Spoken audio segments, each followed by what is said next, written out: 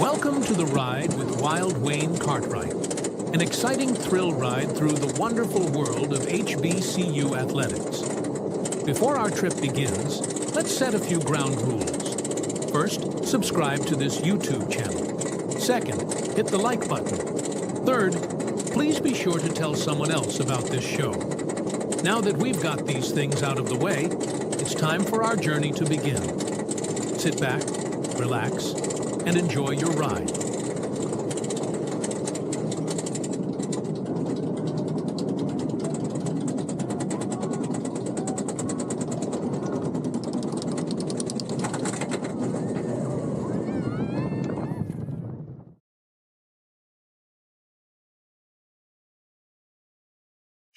Well, good evening, everybody, and welcome to the ride once again on this wild Wednesday night. And I am pleased to be joined for the first time by Symone with the sports. What's going on, Symone? What's up? How you doing? Hey, we doing good. We're doing good. I know you've been on pins and needles this week as the Eagle fan as you are, hoping that your boy in the picture back there is going to be the quarterback. I was never worried. I never worry about my quarterback. You know, he always come through. Yeah, I mean, he going to be in there. You know he going to be in there. He going to be in there. But right. I know you've been busy with a lot of different things. So, we're going to get into it tonight. I know Steve, he's going to join. Wilton was supposed to be on. He shot me a text. He said he had something come up, but we'll get him on soon. But I'm glad you're here. Steve's going to come on, and we're just going to have a good time. We're just going to talk. So everybody out there, make sure you like the stream, and let's have a good time. And also here in the comments, any questions that you got, we'll definitely get to them as we go through. But I kind of want to start with, as I said before, let's start with these new HBCU head coaches, shall we? Let's do it. So we know that Tremaine Jackson, he was introduced yesterday at Prairie View, and many people saw his presser where he made a lot of bold statements. But I really love just his full and total confidence. He said that we don't want to just be good in the SWAC. We want to be one of the best FCS teams in the nation. So I like it. I mean, if your coach ain't saying that, then that's not a coach I want. You know what I'm saying? It's all about the bigger picture, and it's all about setting that tone, especially like in these introductory press conferences. Everybody's going to come in, we're here to win, make my mark, but you definitely want to have a coach that's coming in with that confidence. So I like it. Yeah, for sure. And, sometimes coaches, they can win a press conference, but when you get on the field, the games are a different story. But I do love his confidence. He comes from a winning pedigree. Just led Valdosta State to the Division II National Championship game. So comes in, Houston native, takes over in a good situation. My alma mater, we introduced Sam Shade on Monday, and he was a little nervous, but he's very excited. And being that he's from the state of Alabama, from Birmingham, and he also played at the University of Alabama, this was another one of those traditional hires. So what do you think about Sam Shade?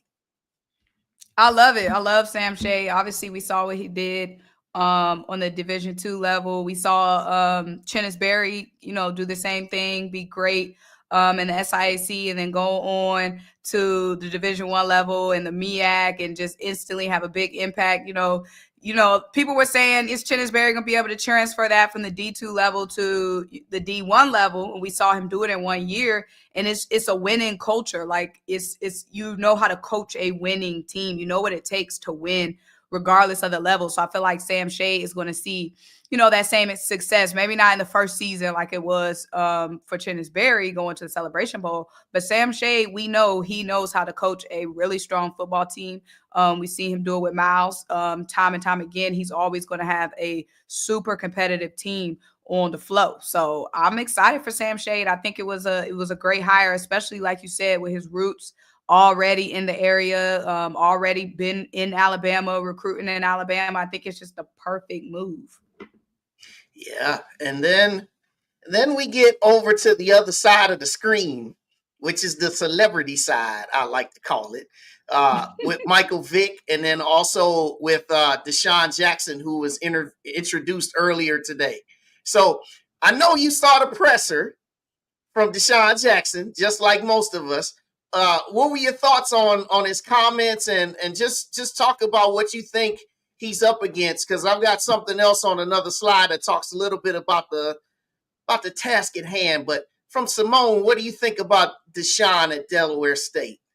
You know, I love Deshaun. I love Deshaun at anywhere. Like, so Deshaun and Michael Vick, that's my childhood. So like anything they do, I'm full-fledged supporting behind it. I mean, Deshaun seems very excited to be at Delaware State, and I think that's a big thing, having that enthusiasm. We saw him earlier in the week at the basketball game at Delaware State, just already getting indoctrinated into the culture. He's on social media, showing him in the lab, showing him already scouting. We've seen a bunch of recruits already committing to Coach Jackson. He's flipped a couple of guys out the transfer portal. He signed 2 guys that played at his high school. So, 2 guys that, he's been familiar with, gone back to his high school, obviously in the past, met those guys, seen them before.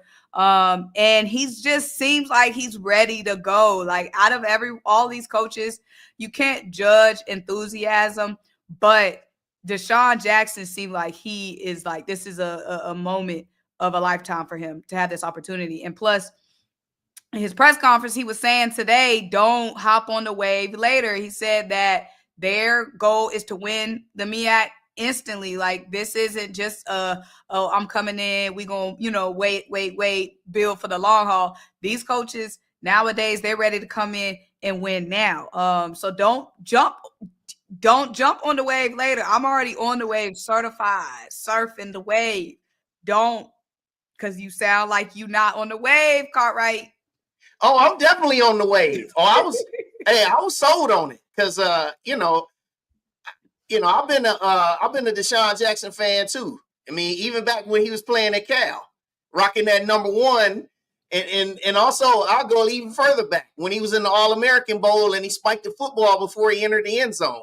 So I've been a Deshaun Jackson fan, but also just the things that he was saying today, just talking about the passion that he has for head coaching. Just like, hey, I'm not just some guy that they just brought in here just to sell tickets. Like, I do have a vision and I do have a plan. And also just the way that he was in the room, just connecting with everybody. That was special. You know what I'm saying? So I'm definitely feeling it. Now he's got a monumental task at hand. But I think that, why not? Why not Deshaun Jackson? Why not take advantage? No, why not take advantage of an opportunity? A guy who's beloved in Philadelphia, which you're gonna get a lot of Philadelphia-based fans, a lot of a lot of support coming from that area. So yeah, it's pretty dope. I mean, I ain't gonna lie. now, tell me to keep it real with me, Symone. When you saw his name, was you like mind blown? Like, yeah, I was shocked. Field? I was shocked because I follow Deshaun's podcast. I follow him on Instagram and stuff. I never got any hint that he was interested in coaching. So it kind of just, in 2025, anybody becoming a coach is not surprising anymore. Like, nothing will surprise me anymore coaching wise. But I didn't get any type of hint that he was interested in coaching. So I was definitely taken off guard. I was like, what? Deshaun coaching Delaware State? It was given mad random to me, but I love it regardless. Yeah. What up, Steve?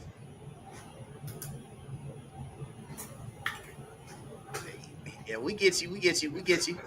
But yeah, I was just like, man, at first, I ain't gonna lie, I had to check the article. I was like, is Deshaun Jackson? Did I see that right?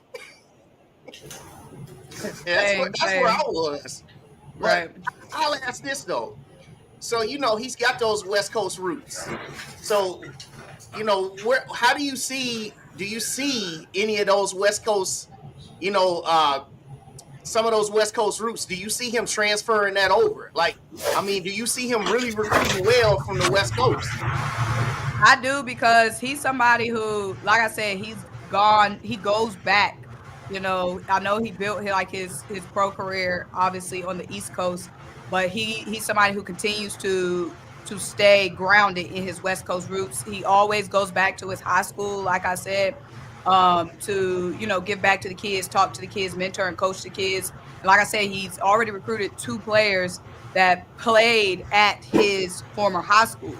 So I definitely think that it is interesting with Deshaun, because he is somebody who does have ties to the West and to the East Coast, and still in the Delaware area with his roots with the Philadelphia Eagles. In that Jersey, Delaware area. So I know like a lot of attention was on Michael Vick when it comes to recruiting, because he's from Virginia. He's going to be coaching in Virginia. But I think it is interesting with Deshaun because he has such a diverse collection of roots.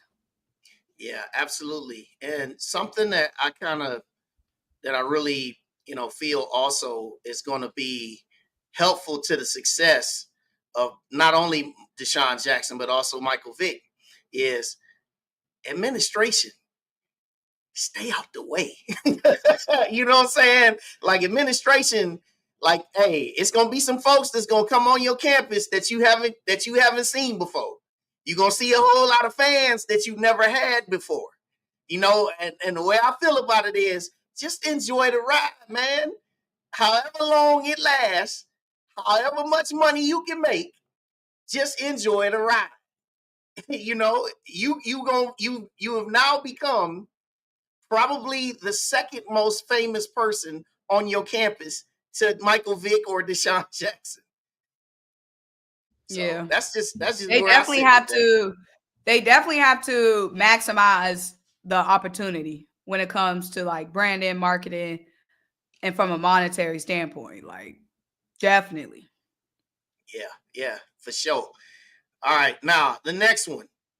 Now we got Sean Gibbs, we got Adrian Jones at Elizabeth City State, Chris Gould, who just was announced yesterday at Miles College to take over, and then also Lamar Manigo taking over at Shaw. Now, I will say this, and you let me know how you feel about this, Symone. I think out of all the coaches that are on this list of these 8, I think Sean Gibbs has the toughest task to take on. Given There's no debate about that. Yep. That's absolutely, like, that's not even a conversation. First of all, this is a man, we know like Sean Gibbs' resume speaks for itself, best candidate for the job. But he's coming in with a lot of high expectations that he didn't even set for himself. The fans, the alumni, football alumni saying, this is the guy, this is the guy, this is the guy for the past couple of seasons. So he has to come in here and instantly be the guy. So that's not even expectations that not, I wouldn't say unrealistic, but it's not even expectation that Sean Gibbs set on himself.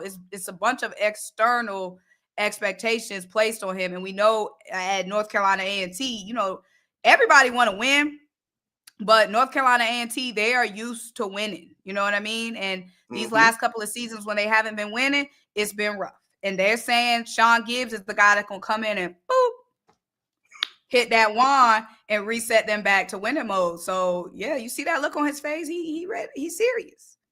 He look like he don't play. All right, Steve. I know you got something on this one, because I believe that Sean Gibbs, he got the toughest job of everybody that's new. What you think? I think, well, first off, welcome for having me on. I'm sorry, going through some going through a whole bunch of stuff right here, so I had to get ready to so I could hear you guys and no echo and everything. But yeah, I think Sean Gibbs for sure. He has quite a tough job. Again, you say, A&T's used to winning. Yeah, they used to winning recently, but I'm a Ram. I got a long memory. They lost 27 games in a row.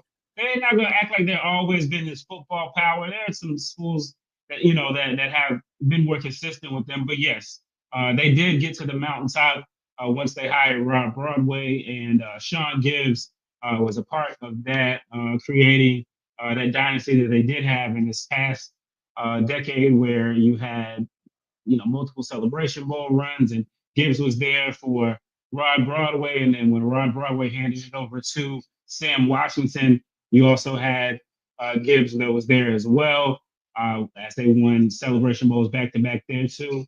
And he decided to venture off and take the opportunity to become a head football coach over at Fort Valley State, and did a pretty successful job with not a lot of resources.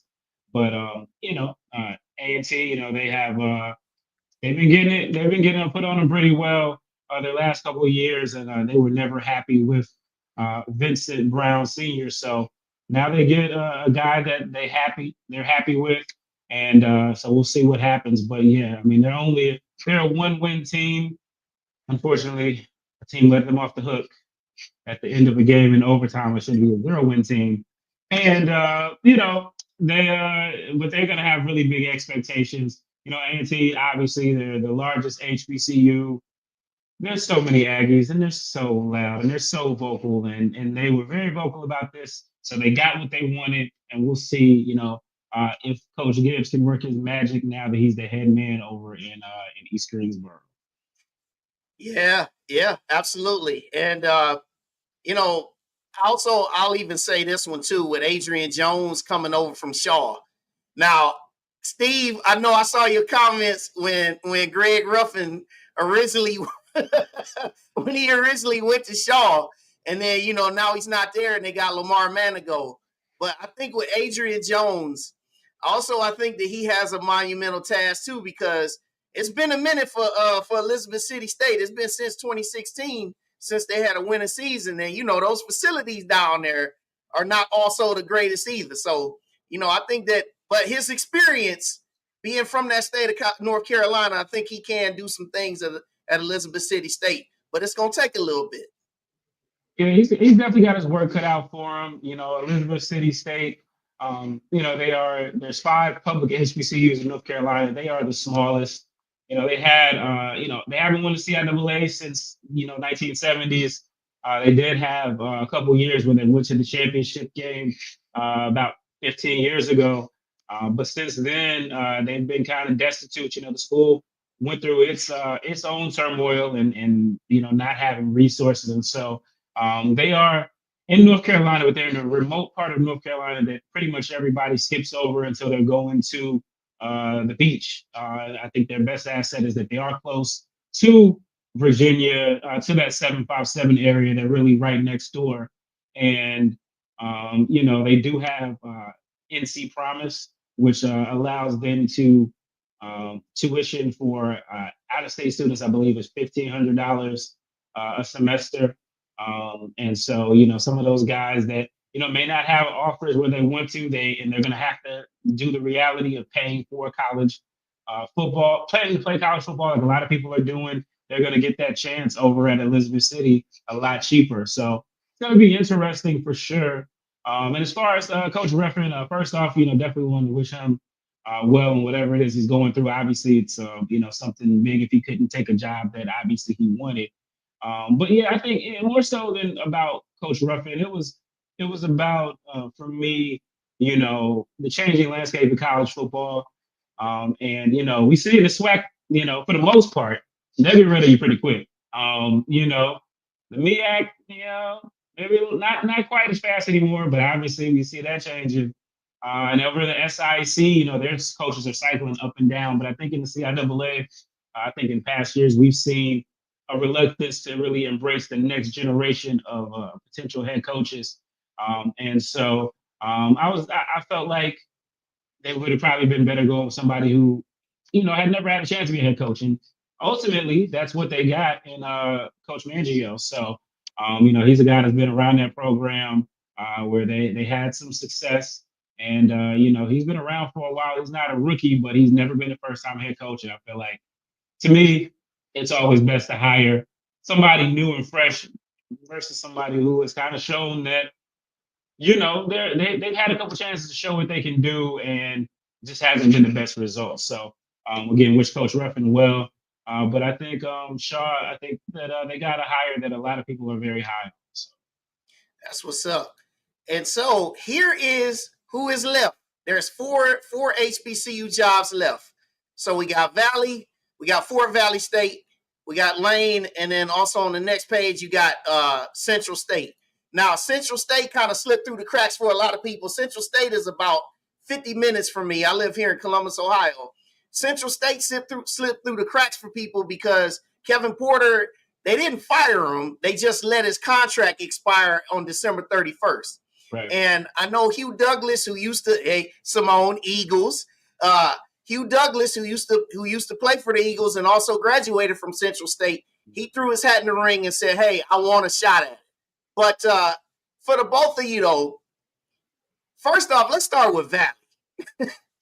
Now, y'all, I'm gonna let y'all take the wheel on your thoughts on Valley because I've said so much about Valley.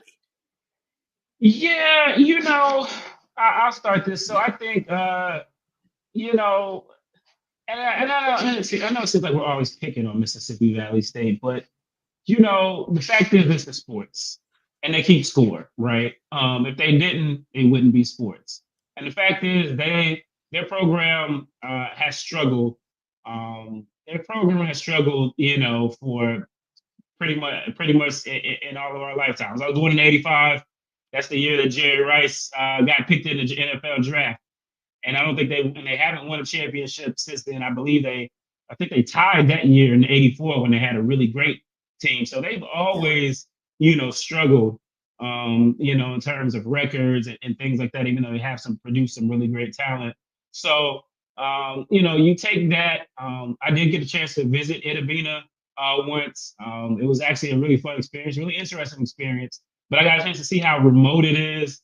And, when you add that, how remote it is and their resources, this is a really tough job. And so, obviously we saw Vincent Dancy was really able to make some stuff shake there. I think he won 5 games that was including the year that I went to visit them. And honestly, it feels like that's the ceiling for them. And so for them to get rid of Kendrick Wade was definitely a head scratcher in some regards. Although the more I'm in this, I learned that just wins and losses aren't always what gets a coach fired. Not to say that I know anything more than that, but it's not always that. You got to work with people, right? So I don't know. There's been a lot of turnover there. So I don't even believe right now that they have the permanent AD.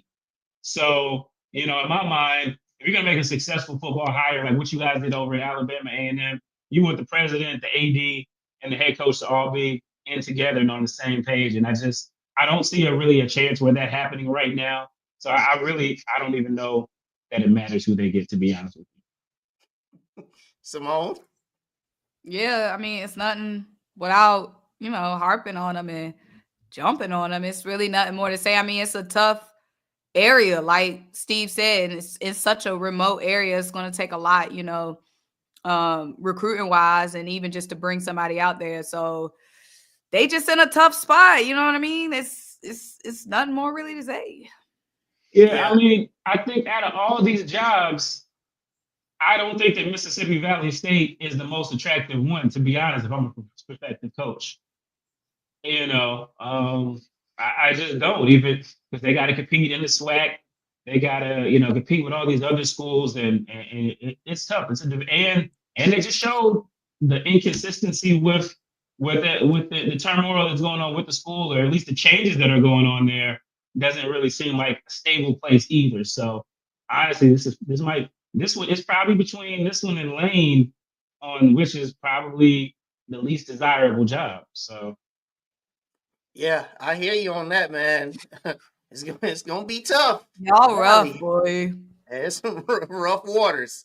And and I put the question marks here is because if somebody that already has, if they hire somebody from another school, then you're gonna replace them and put them here. But yeah, man, it's gonna be some tough times. I think Fort Valley State, out of the last ones here, I think that's the one that has a little bit more promise.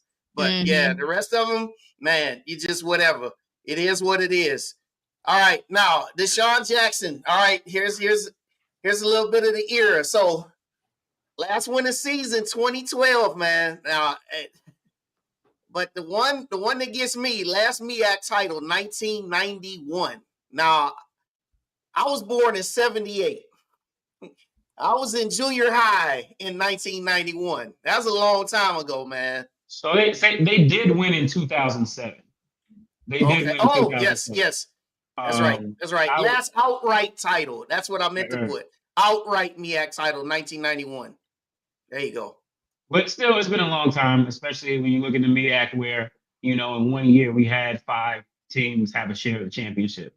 And there's been in multiple years where we've had 3. So, yeah, that kind of puts it into perspective. Yeah, but that just puts a bow on where he's at. Now, I like his confidence. You know what I'm saying? He was rocking that blue suit today. He was spitting his Cali swag. He was doing his thing. You know what I'm saying? I was like, okay, I'm feeling the energy in the room with him. So I think the most important thing, though, is he's got to get himself a really good staff. He's got to make sure that he has a nice mentor on the staff. That's what's so important when you're a first-time head coach. You got to have somebody on that staff that can teach you some different things in some game time situations, schedule. Also, the other part of it, who your director of operations is, that's such a key thing too. So, but knowing that he comes from, the NFL and all that stuff, he's got a good idea how these things work. And, just pick up the phone and call your boy Andy Reid. He'll give you some help. So that's where it's at with Deshaun. All right, now let's go to the debate now. All right. So we got all this stuff that goes on now with celebrity versus traditional coaches. Now, I just went through this thing for an entire month with folks that we need to get Ed Reed. We got to get Ed Reed. And then, other folks were like, no, we need to get this guy. We need to get this guy. We need to get that guy. So, all right. So the first 2 things that I put up here, all right, the celebrity is the first one, lack of coaching experience. All right. Sometimes they got to learn on the fly. They got to build an experienced staff, but also a polarizing figure could bring recruits and fans. We saw that with Deion Sanders. Also, a traditional or an up-and-comer. They're hungry to prove themselves. Tremaine Jackson definitely fits that bill. Hungry to prove yourself. Sam Shade usually has their staff in place to travel with them. Guys have been with them for a minute. And then also, they tend to have an understanding of the coaching nuances, or such the thinking is. But at the end of the day, there's risks either way, because you can win or lose. It's boom or bust either which way. But also, how the coach fits within the city or the culture is paramount. So, Symone and Steve, let's go on this now. All right, let's talk about the celebrity versus the traditional. All right, first off, I just want you to be candid with me about how you feel about celebrity versus traditional. Symone, you take the wheel first.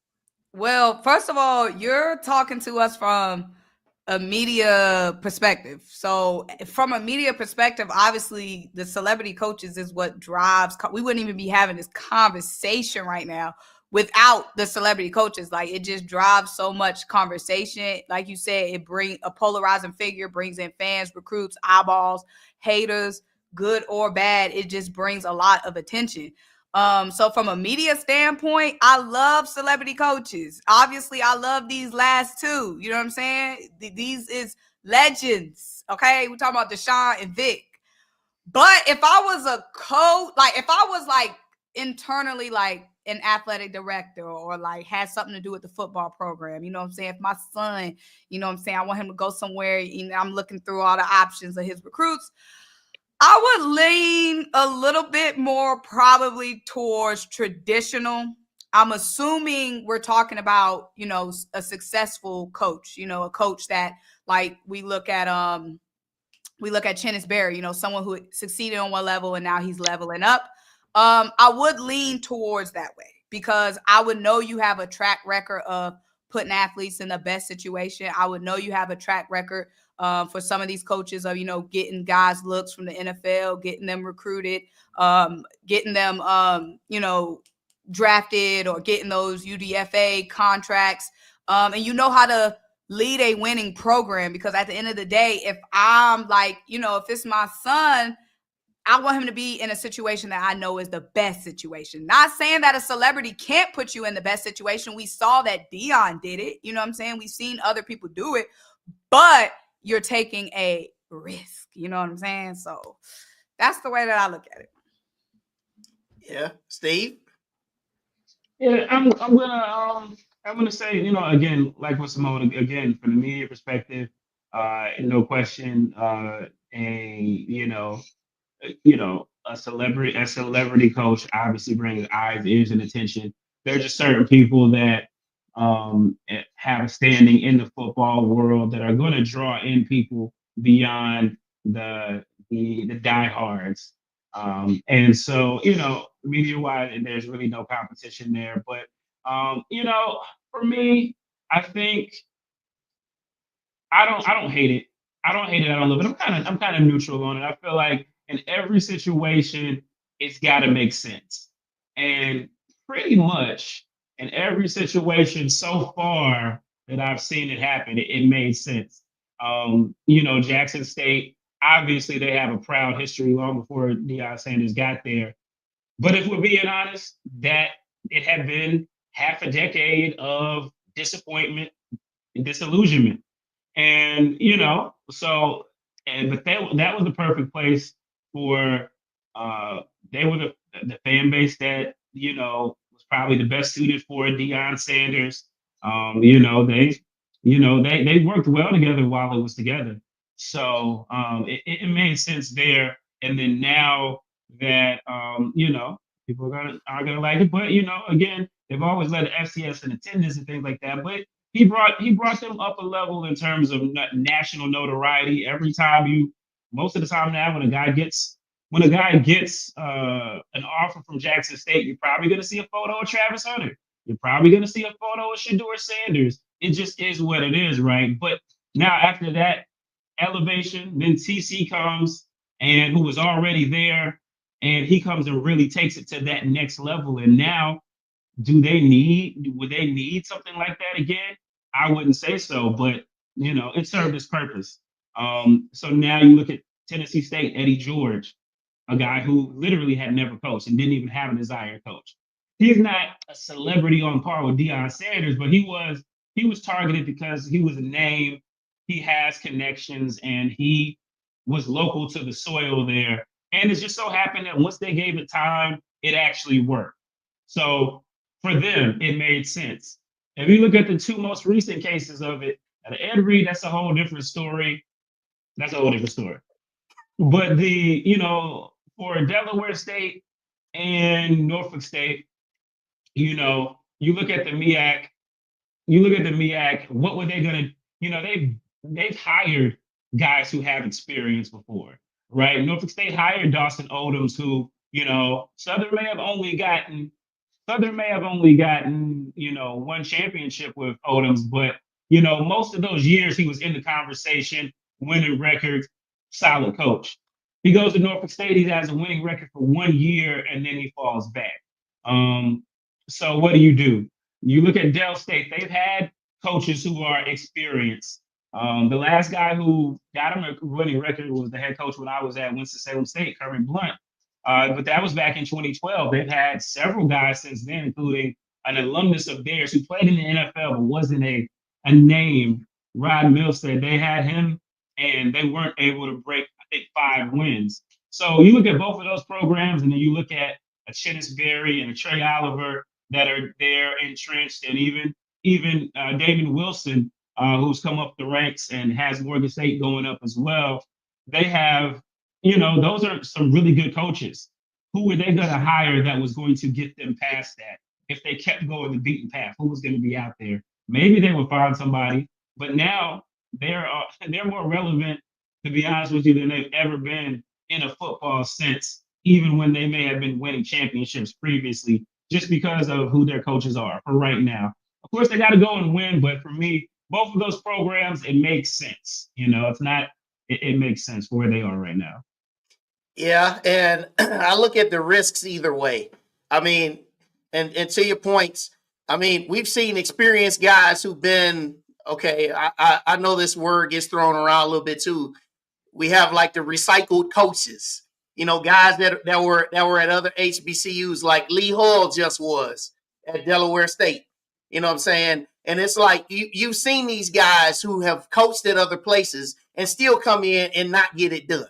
Now, there's a lot of different things that go along with it. And certain things that I've said to some of the people, on my shows, I've talked about how in 2025, I believe it's paramount that you have somebody that has fresh ideas.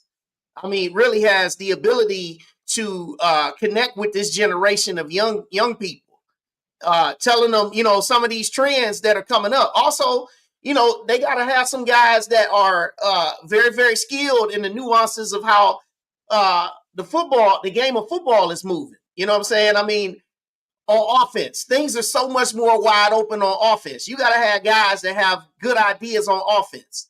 Also, the traditional values, though, I do believe it comes into play, because I believe that you have to have a guy on your staff who's been there, done that, who can basically give you give you some of that culture, give you some of that knowledge, and also just help you out when things might not be going as well as it should go. So I don't know. It's a lot to this, but I'll say for Vic and for Deshaun Jackson, the expectations to win are already there. We know that. I mean, and every fan base wants to win, but we know that the expectations are going to be there. So my question here, before I move off of this topic, is: do you think that the expectations are of them just coming in and being instant successes? Do you think that is fair or foul? I'll say what you could say for Vic, and then you could say for Jackson. Yeah. I mean, I feel like it's kind of fair to the sense of it is what it is. Like, that's just what comes along with being a bigger name. You have bigger expectations. You know what I mean? I'm not saying that I would be placing any higher expectations on them, but when it comes to a traditional fan, that's what you expect. You bring in a big 5-star recruit, you expect 5-star recruit play. You pay somebody a max contract, you expect max contract play. You bring in a big name, you expect for some big game to follow. So I think that it's just what comes with it. Yeah, absolutely. All right. Well, we'll move say, off of this. Go ahead, Steve. I would say, I think, well, for both of these guys, now you've had Deion Sanders, who had some immediate success. Again, Eddie George didn't have immediate success. He was a little bit more low key about it, Deion promised that they were going to win SWAC championships, and they did. And they did it quickly. You also look at both of these guys in their press conferences, and I was at the Vic press conference, and today our guy Kobe was at the Deshaun Jackson conference. Both of these guys, they're not necessarily putting that bar low either themselves. They both mentioned the Celebration Bowl. They both said, we're trying to get there. Deshaun Jackson was like, yo, we're trying to go this year. And, and Vic kind of said the same thing, not as brashly. So I think for both of those guys, that's going to be the expectation. Will fans give them it a bit longer? Yes, because, I mean, if we're honest, both of these programs, I guess that's the other thing, maybe the only thing that people kind of look at it funny. Neither of these programs, again, if we're talking about the last sustained championship that either of them had was in 2007, and that was shared. So neither of these programs have shown that they have the infrastructure to really be successful in a traditional way. So these guys are getting opportunities because of that. Had Dawson Odoms won the Celebration Bowl, would Deshaun Jackson be the head coach there? Probably not. But since he didn't win, and even though they haven't won since well before Dawson Odoms got there, now since everybody's seen what worked with Deion Sanders and now Eddie George, now everybody's going to be a little bit more open to that. So they got some challenges, but that's kind of what they are there to circumvent those weaknesses. Yeah, that's what's up. And my boy, he said JSU going back to back. I don't care who we got to go through. Okay, hey, And then this is just going back to Valley. He said the crazy thing is that Delta State can put together a good team. I know it's a D2 school, but they get good talent and can win. Yeah, I mean, now Valley. Shout out to Valley. Shout out to Valley. All right, so next part of the show. All right, now switch over to basketball. Now I want to talk about the net rankings. Okay, now I know you guys have seen net rankings before. I'm a sports nerd. I'm just a nerd about this whole stuff. I was on the first season of Sports Jeopardy. This is stuff exhaustive is all I know. But I want to just bring these net rankings up because what always gets talked about is why are our HBCU teams talking about the MEAC champion and the SWAC champion in the NCAA tournament, why are they usually stuck with the number 16 seed or placed in the first 4 in Dayton? And what I'm going to go through here, and with some commentary from the both of you, I'm just going to share a few things about this net rankings, because when you see what people say every year, folks like to say it's racism. They like to say, well, they treating HBCUs like crap. They putting them in the worst positions. And I just want to just show some folks that these are the real reasons why you're where you're at. Okay. Now, this ain't all doom and gloom, but there's some other things in here that will bring some light. All right. So I'm just going to run through this part real quick. So first part of this is you got the team value index. All right. This is what goes into it. All right. So they've got a formula for this, and this only applies to Division I wins only. So I want to say, for those that, beat up on NAIA teams, the Virginia Lynchburgs, the Fisk Universities, you playing Division II teams like Winston-Salem State, not to pick on Winston, but they won't play us. They won't play us. I'm serious. Central and AT won't play us. Not in a real game. But those games. You talking about biblical studies who and sanitary. Right. Right. Right. You playing Sisters of the Poor. Right. You playing them. Them games don't count. So you celebrating winning by 100 points. It means nothing in these indexes. All right. So that's what that is. All right. Now let's move forward. The next one. All right. You can see they got net efficiency. Now in this, they've got stuff like field goal attempts, offensive rebounds, turnovers, number of possessions. You got all this different stuff that's factored in here. All right. The bottom line of this screen right here is just basically telling you, you got to put the ball in the basket and you got to do it in regularity. And you also need to take care of the ball. Okay. You need to execute. So basically your offensive efficiency subtracted, when you subtract the defensive efficiency from it, then you get a net efficiency that goes in your ranking. All right. So that's what basis of number 2. Now here's number 3. And this is where number 3, this matters so much right now because we see this at the beginning of every single conference season when we get started. Winning percentage. It's the same as in any sport. You got wins divided by total games played. That's your winning percentage. Why is that important? Well, here in the next slide, if you can see that, here's the current standings in the MEAC and also in the SWAC. Look at where everybody's win percentages are. Everybody except for Norfolk State is below 500. Everybody.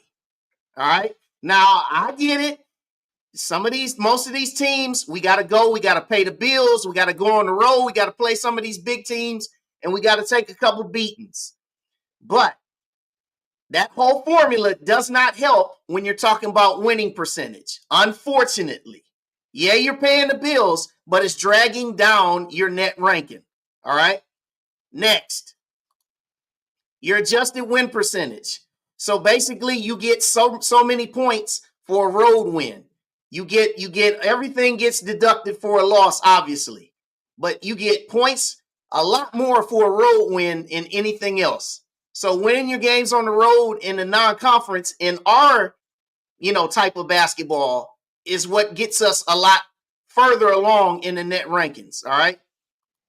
Here, your scoring margin. This is just basically, your how much you scored versus how much you gave up. That's in there. Number 6. Now, here's where we go. Quad wins. All right. Now, this is the part that makes people get really, really discouraged when I go into quad wins. Now, there's 4 quadrants. You can see what quad 1 is. Basically, those are your Dukes, your Auburn, all those big Power 4 teams. Then your quad 2s. These are some of your back end Big Ten guys. Some of that are lower down the rankings. The quad 3s. These are more teams like, in talking in CAA terms, you're talking about like Charleston or Sunbelt teams. And then quad 4s is pretty much where we sit at. All right. Now, here's what you get for wins against some of these teams. All right. So for quad 1s, you get 4 points for a win, -1 for a loss. And you can see as it goes down. But the next slide is where I break it down here. Look at this now. If you played an 18-game conference schedule and you look at what you get in quad 1, if you played all quad 1 opponents in your conference, you get 56 points gained and only lose 4 if you go 14-4 in a conference that plays 18 games, right? And look as it goes down. Look at quad 4, because this is primarily where HBCUs are. You get 1 point for every time you win, and you lose 4 for every time you lose. So you could go, that's a stellar record, 14-4. But you're at a net loss in points because most of the teams, if not all the teams we play, are in the quad 4. Now, before I go forward, you guys got any thoughts on this? Not you like the professor.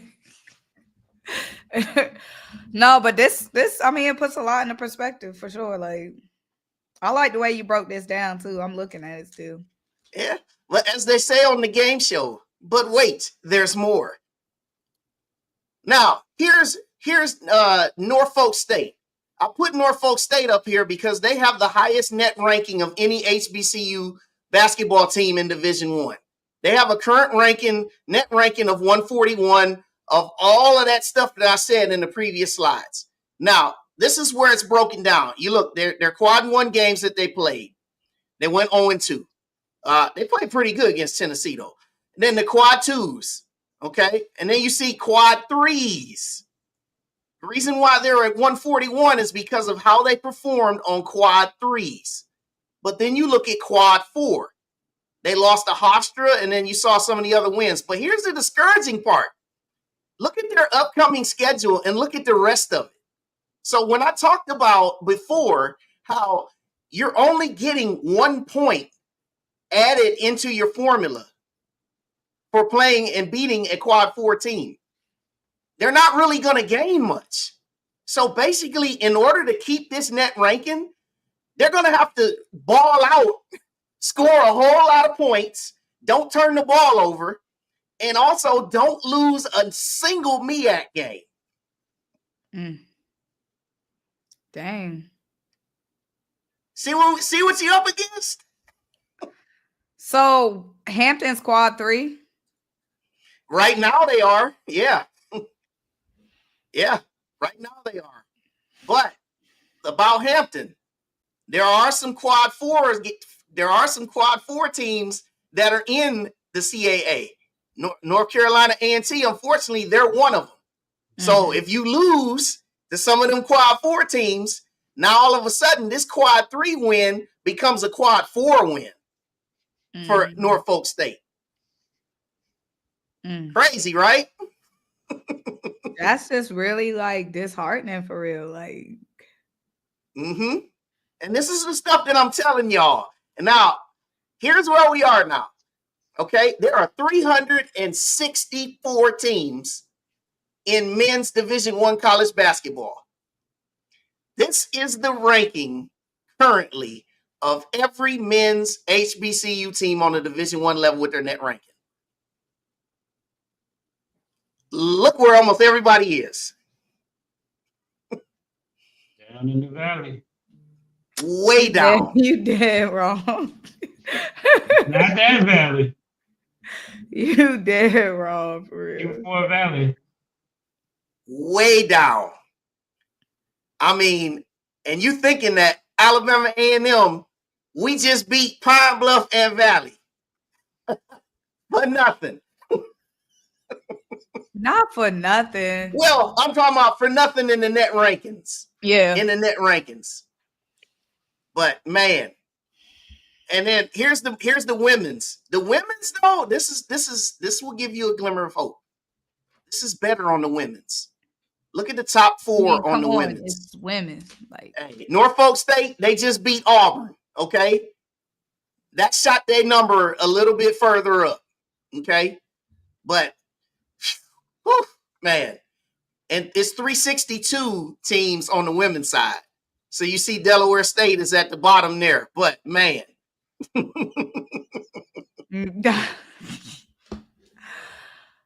So when people sit here and bicker and moan every March when they see where the MEAC champ and the SWAC champ are placed, you got to go back and you got to look at this kind of stuff. And so what you're saying is avoid quad 1. You saying avoid it? Is that what you're saying? Nope. What I'm saying is, this is what I'm saying. Play quad 1 and win? You got to be able to get somebody. You got to be able to pick at least one of them off. And then also when you play some quad 2s, you got to get some of them too. But also, see, this is what made Jackson State's women last year get a 14 seed. They took care of some business in the non-conference, and then they went in SWAC play and didn't lose a single game. They won all their conference games, and they won every game in the tournament. So, you know, that is now to say that you can go and win every single game in your conference. That's not realistic every year. Mm-mm. But it's just saying that you've got to be able to find a way to do a little bit more when you're in the non-conference, because when you get in the conference, those wins have less value. And that's what I'm basically telling everybody. So when you get to complaining and moaning and groaning and say, why are we placed where we are? It's not racism, man. It's just that the committee doesn't have another place to really put people, because when they're going through the hierarchy of the teams that are selected, because the teams that don't get the auto bids, they go to these net rankings, right? And they go through and they get like the top 50 teams and different stuff like that, right? And they look at how many quad 1 wins you had, how many quad 2s. They look at all that stuff on your resume. When they get down the final cycle, they're looking at conferences like ours in the SWAC, the MEAC.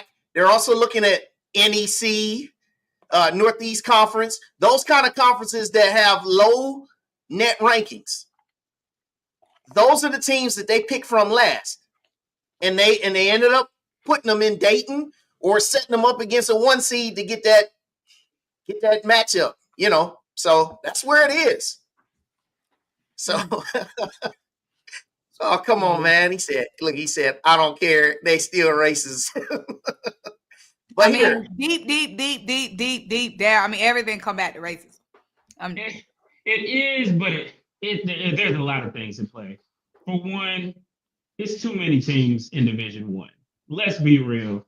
Let's just be real. Let's have that conversation. And I'm not one of the guys that say everybody that's an HBCU needs to move back to Division 2, but there's too many teams in Division 1. You're talking about 364 teams. When you're talking about, you know, I'm just gonna say because they were the lowest on the list, Valley is competing for the same thing that Duke is competing for. It's just not. It's not realistic. It's not realistic. You really have no chance. And you know, for HBCUs, you know, again, you know, a lot of people gave North Carolina A&T, and they gave Hampton flack, and everybody always gives Tennessee State flack for that. But if you're looking at it from a basketball perspective, and again, I think, you know, even the CAA is still predominantly a 1-bid league. I think they might have only had 1 or 2 years, but I mean, if you look at the, I mean, you're looking at the levels, it's hard to rise above that. It's hard to rise above that. And so it's remarkable that we've had teams on the men's side get 15 previously. I think net's kind of a newer measure of it, but it's the same type of thing. Yeah.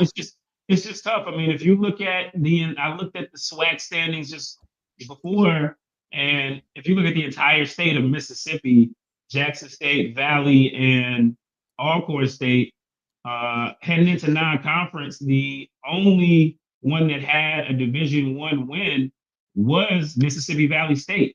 They beat Oakwood. Right. Everybody else was over. Jackson State was over. Alcorn State is over.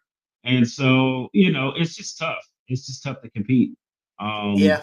And then again, like you said, the teams that are doing better, it's just kind of like you said, you got to kill everybody and then not get along. There's so much dancing on the ledge you have to do. It's tough. I really think Division I, honestly, from a competitive standpoint, is too tough, too stacked. Some of these teams probably would do better if there was another division or at a Division II, but it's tough. Yeah, and like Ed said, get a quad 1 or a quad 2 win and ball out in your conference. Because like I said, Jackson State's women, that is the best example of how you can avoid from being one of them 16 seeds. I mean, they beat some teams in the non-conference, and then they went unscathed in the conference. Unfortunately, it's not realistic, but it's there. All right, now I'm gonna finish this. I gotta finish this on a good note, though. Okay. Thank goodness. These are some of the first 4 HBCU wins in the NCAA tournament. All right, now South Alabama, Xavier, and Houston Baptist from Alcorn, they had 3 of them. I remember I just started high school when Ben Jobe led Southern to beat Georgia Tech in 1993. Y'all might remember, Steve, you might remember 1997, Fang Mitchell with Coppin State knocking off South Carolina. One of my favorite ones, lifting the coach in the air, when Hampton upset Iowa State in 2001 out there in Boise. Now, the most recent one that we've had, that's a non-first 4 win. 2012 Norfolk State with Kyle O'Quinn knocking off Missouri when Norfolk State was a 15 seed. So it's been a minute since 2012. And every year, I feel like, man, we got a chance. I'm going to still keep the faith. All right. And then here are the first 4 wins that we've had from the men's side, okay? FAMU got one. UAPB got one. A&T back in 2013. And then you can see Hampton. You see Texas Southern has 3 of them. Norfolk State beat App State 4 years ago. And then Grambling just did it against Montana State. Now, women's side. And that's where we got some opportunity. Everybody remember Cheney with C. Vivian Stringer. She took them to, be a national runner-up. And also they reached the Final Four in 1984. The last and only MEAC team to win in the regular draw was South Carolina State in 1983. Howard's women won in the first 4 in 2022. And for the SWAC, on the women's side, we still waiting for one. They've never won an NCAA women's tournament game. So, the bottom line of everything that I'm saying right here on basketball is that we've got to get some opportunities. We got to maximize our opportunities in the non-conference. And hopefully, one of these years, we can catch lightning in the bottle with a team and get in there and upset somebody. That's basically where it's at. Y'all thoughts? Is your mind blown? I mean, some of it you already, it shouldn't come as a surprise. But it's not a surprise, but when you break it down like that, it is doomy and gloomy because you basically saying this season, it ain't no shot. You know what I'm saying? It's like you peel back the layer in a great, descriptive, wonderful, informational way, but it was very discouraging. Yeah. Yeah. You know, you kind And of then gotta. you talking about some thoughts? What's your thoughts? Yeah, you kind of got to catch. You kind of got to catch lightning in a bottle. There's probably some of those teams that some. Yeah, it's just it's tough. There's probably some of those teams that weren't in the first four that lost that probably would have won their first four game. Every year people come up with people feel the disrespect for HBCUs and things like that. But I wrote a couple years back, and I used to feel that way. But the older I've gotten, the more I understand it. Most of the time, unless we just have that surefire team that is just that team, and they've knocked down a couple of these quadrant one wins, history says you're better off going to that first four game. Maybe you come in hot and get a rhythm and give another one seed a chance to be rusty. I mean, we saw it again with Grambling State this year when they won their first four game, and then they played. I mean, they played Zach Edney and those guys pretty well. I think if they didn't have a team that had a 7-3 future NBA player, then maybe they win that game. They just really didn't have the answer for them, but they did a pretty good job on them. So, it's just really tough for our teams at the Division One level, and it's only getting tougher now. I think with the transfer portal. People always look at the transfer portal as a way for HBCUs and other teams to get better, but really what it is it's a way for it's a way for our best players to get siphoned away. Because who knows, if there's a transfer portal in 2012, maybe Kyle O'Quinn decides, hey, instead of staying in Norfolk State, I got this extra year, this last year, I'm gonna go to George Mason, because they were kind of hot then, or I'm gonna go play with Steph Curry and Davidson, and they only get that win. So now to be honest, and I talk about this in football, it's the same thing with basketball. Every year, any player that scores a 20-point game, I feel like there's a good chance they're going to get in the transfer portal just because everybody's looking for that elevator up. And it's to the point where you're almost afraid for some of your really good underclassmen to have really great breakout games because you're like, oh, somebody's going to be in this ear. Yo, you're better than this. Why are you playing here? You can go play here. And it just kind of happens. Yeah, and Trey Oliver, he has said to me when I sat with him at Radio Row down there at the Celebration Bowl, I asked him about how he felt about Jamari Taylor. And first thing he said was, he hold it up. He said, look, man, we developed this kid. He was a walk-on. We developed him for 3 years, and he reaches, his promise, and now he's at Virginia. So I don't know if this upcoming NCAA settlement, if this antitrust lawsuit, I don't know if that's going to really, really do something for HBCUs. I know I've kind of dissected it a lot. I hope it will do something because I will say this in this sense. There are, when they increase the scholarship limits from 85 to 105 on the FBS level, there are guys who are going to get squeezed out. A lot of guys. Now, there's also going to be more guys coming in the FBS. I calculated about 2,600 additional players are going to enter FBS. But on the backside of it, though, the guys who were walk-ons are no longer going to really have a role because they're not going to be able to keep those guys. And so there's going to be some potential opportunities up the way, for things to get better. But I know that improving HBCU athletics is something that we talk about ad nauseum, and it's something that we're never gonna give up the fight for.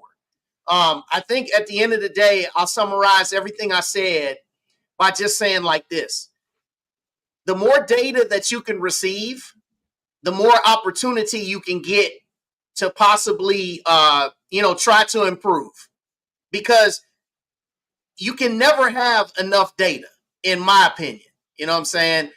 I just think that there's a lot of people who are out here who just don't have it, or if the data is available, they're not accessing it. And yeah, Blue said this. He said the next conversation is going to be who at the FCS level can afford 105 scholarships. Yeah, you're right. Definitely. But that's just where I'm at. And I just really wanted to just share the thing about the net rankings. I didn't want to break anybody's hearts, but I got to do what I got to do by telling you the facts. Sometimes the truth, it hurts. And it hurt me to put this thing together. It hurt me when I dissected it last year. It hurt me when I did it this year. And I'm hoping that there'll be better stories to tell behind it moving forward. That's why I ended that segment with, hey, these are the teams that have won. Yeah, and it was from 1922. Don't do that. Don't do that. Some of those, don't do that. Don't do that. Don't disrespect the 20. And then you ended with, in this conference, never won a single thing. Thoughts?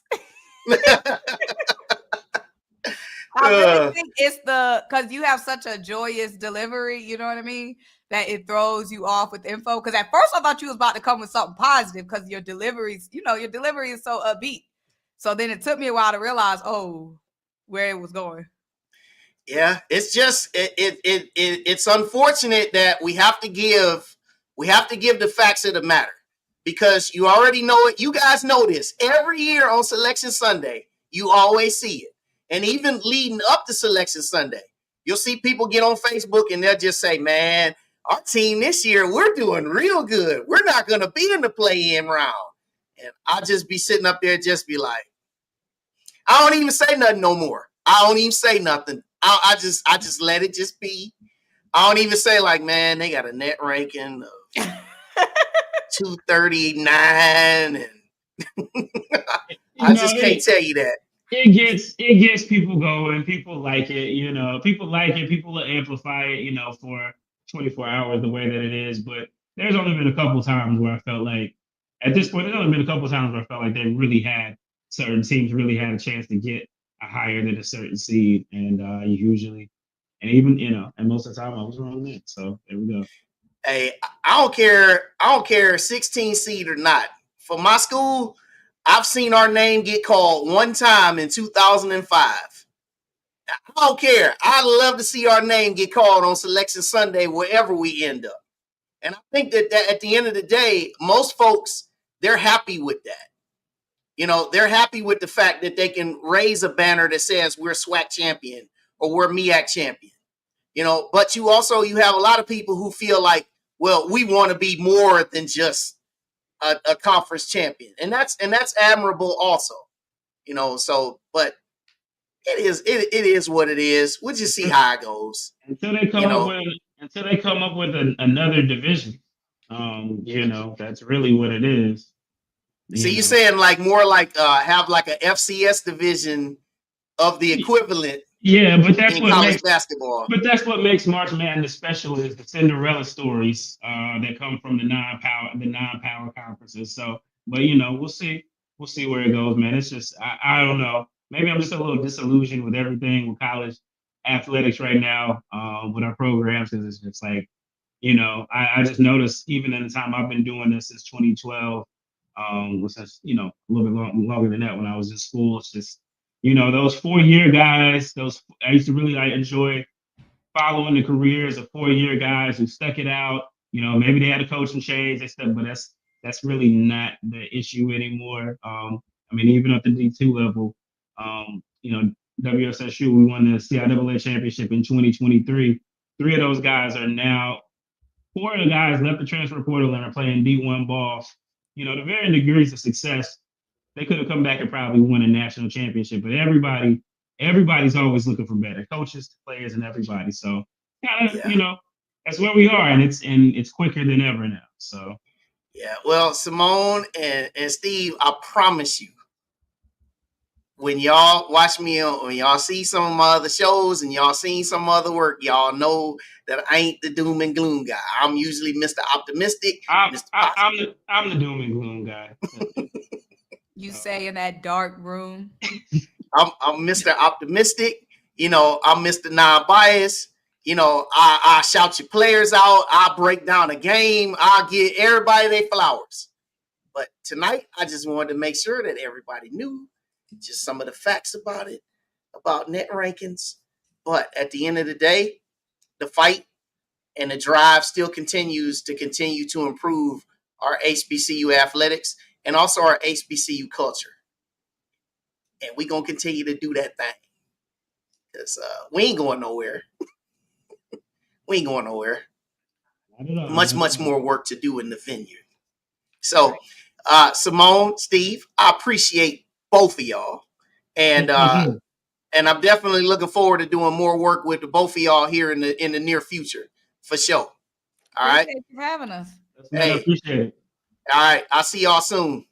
Yes, sir. Yes, sir. Yeah. All right.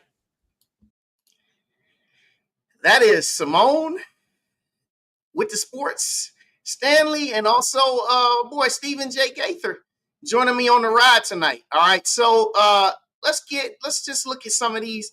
Yeah, you dream about, hey, we all dream about success, man. We got to dream about it. You got to dream big. All right. We got to dream big. Got to dream big. And I'll say with net rankings and everything that I said tonight, I'm still going to continue to believe that there is an HBCU team that's out there, men or women, or both, that can go out here and find lightning in the bottle and be able to get one. All right. Definitely. So what's next here on the ride? We've got more things coming up. Make sure you join myself and my From the Hill podcast crew. Shout out to Dave. Shout out to my boy T. Gooden, Jay the Great, DT Green, and also Corey Williams. We're going to sit down for the very first time with our new head coach, Sam Shade. Sunday night, 7:30 Eastern, 6:30 Central. Make sure you get on and you be there and watch us, man, because we're gonna sit down, we're gonna chop it up with Coach Shade, and it's gonna be a good time. All right. I appreciate everybody for tuning in, as you always do here on the ride. Make sure you hit the like button on your way out. And also Tuesday, we got Jason Cable, who's the athletic director at Alabama State. And that game between A&M and Alabama State's coming up on the 18th, Martin Luther King weekend, Saturday. So we're going to have Jason Cable on Tuesday night. He's going to be talking with our very own athletic director, Dr. Paul A. Brand. So make sure you like, subscribe, share on the ride, and also From the Hill podcast, because it's going up. Appreciate everybody tonight. Shout out to Symone. Shout out to Steve Gaither. Shout out to everybody that watches. Love y'all. Catch you next time. Thank you for joining us on the ride with Wild Wayne Cartwright. As you exit the ride, make sure you subscribe to this YouTube channel, hit the like button, and catch up on all of our prior episodes. Until next time, God bless.